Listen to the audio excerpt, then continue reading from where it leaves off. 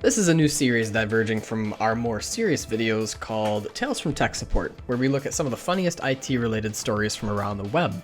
I'm your host, the Tier 1 Tech, that guy who tells you to reboot and then hands the ticket off if that doesn't fix it. Let's jump right in. So this first one comes to us from a user by the name of Gloopicalis, and it is titled, "Oh, but he didn't stop there." Long-time lurker, first-time poster, so this should be good. Both me and my partner work in IT of some kind. He's in a fairly high-level help desk type role, third line, project design and implementation, and I'm a product manager at a fairly small company, so we'll regularly muck in with the help desk to get a mood level, or if it's priority 1/needs diplomacy. We'll often trade horror stories from our day while making dinner. This one is from a bit over a year back when he was working in the IT department of a mid-sized company. It spans a couple of countries, but each one tends to handle their own IT needs except where crossover is required. Sorry, it's a second-hand story, so it's pretty narrative.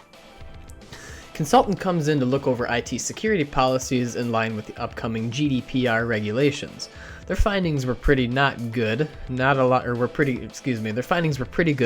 of changes needed, but they recommended putting in a tighter timeout to lock machines after inactivity. Company held a fair amount of customer data which falls under the personal category, and not all departments were allowed to access it.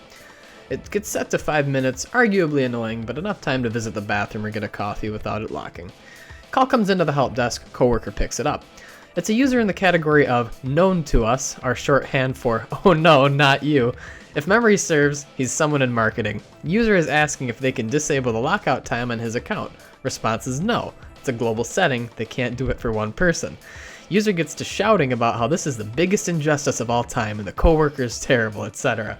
There's a zero tolerance of abuse to IT in the company, at which point the help desk can just hang up. So he does. Partner heard everything and made a mental note. 2 minutes later, phone rings, my partner answers. The user is back, obviously trying his luck to see if he'll get a different response from someone else. But no different response. Partner goes on to say it's a GDPR thing and explains why it's good practice and hopes that he'll understand. So naive. Same tirade, same end result of hanging up. At this point, partner decides it's wise to give a heads up to the run team manager that this guy is likely going to call and complain. It happens literally while he's telling him. He dives immediately into shouting, and I think tries to persuade him to fire the help desk. Manager tells him the exact same thing, and adds on that the abuse being directed at his team will need reporting to the user's manager. User swears and hangs up. Manager gives a heads up to user's manager. Oh no, he's doing what now? I'll talk with him, sorry. But he didn't stop there. But he didn't stop there. Next day it's business as usual, until the head of IT walks in with a look of disbelief.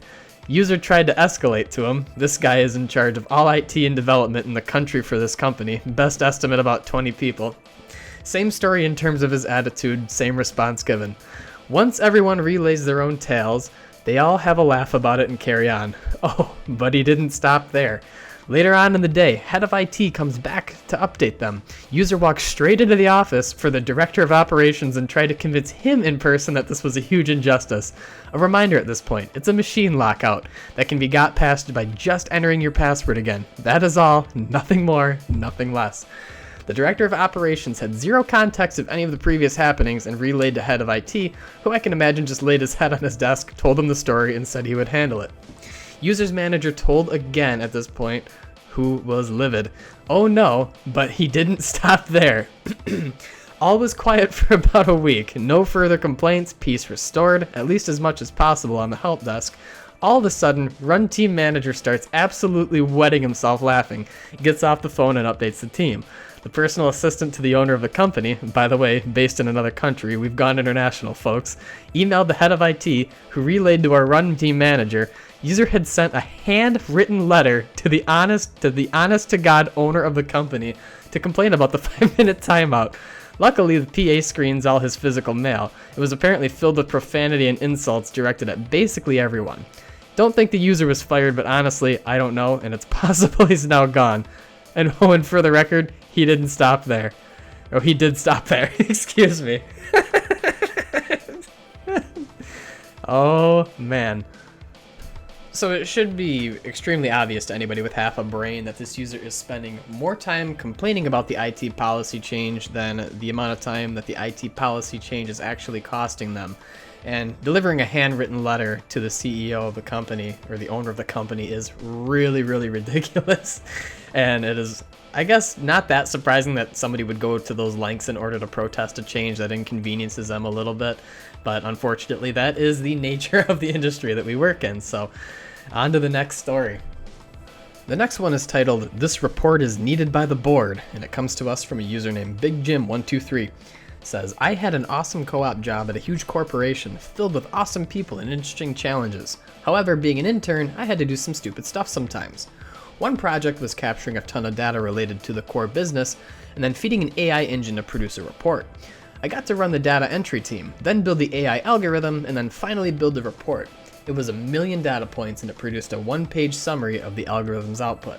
Boss, the summary you gave me last week is wrong. It shows blah blah blah and there's no way blah blah blah. Me, I thought the same thing, but I checked the ops report and it's showing a very similar output. I'm pretty sure it's correct. Boss, pretty sure isn't good enough, so I need you to rerun it for tomorrow morning at 9 a.m. I am presenting it to the board. Me, rerunning the report will give the same exact output. What specifically do you want to see? Boss spends a few minutes designing a new report on the whiteboard. He's pretty mad at this point and I can see he's under pressure. Me, that report is going to be really long, like hundreds of pages or more. You want a PDF? Boss, no, it needs to be printed and on my desk for 9 a.m. Get back to work. I design the new report and create the PDF. It is more than 1,000 pages long. Me, to the coworker, this is really stupid. No one's gonna read this report if I print it. It's a massive waste of time and paper. Coworker, you heard the boss, just fucking do it. I find a tractor feed printer and feed the first page of a new carton of paper into it and hit the print button. At 6 p.m., Zeke starts printing. The paper jams every 100 pages or so I'm resigned to spending the night watching it.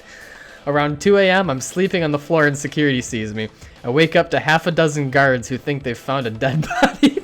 We talked shit about our bosses for a bit and they brought me coffee later.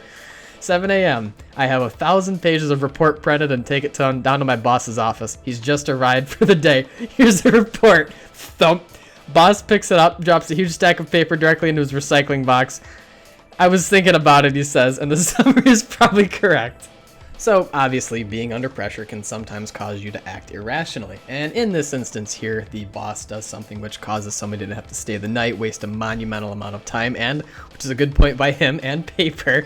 And this ended up being a really fun story to read, although living it in the moment must have really sucked for this poor IT worker.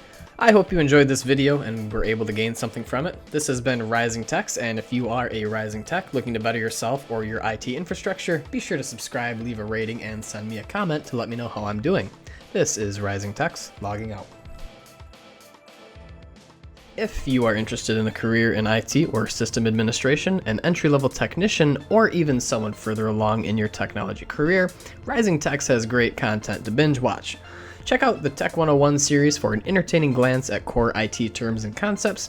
Check out the Top Priority series for an in-depth look at the most important character traits of CIS professionals and the cornerstones of properly maintained networks. And during the week, check out the Tales from Tech Support series, which covers the funniest IT-related stories from around the web. Thank you for watching. Be sure to subscribe, leave me a comment and a rating, and have a great day.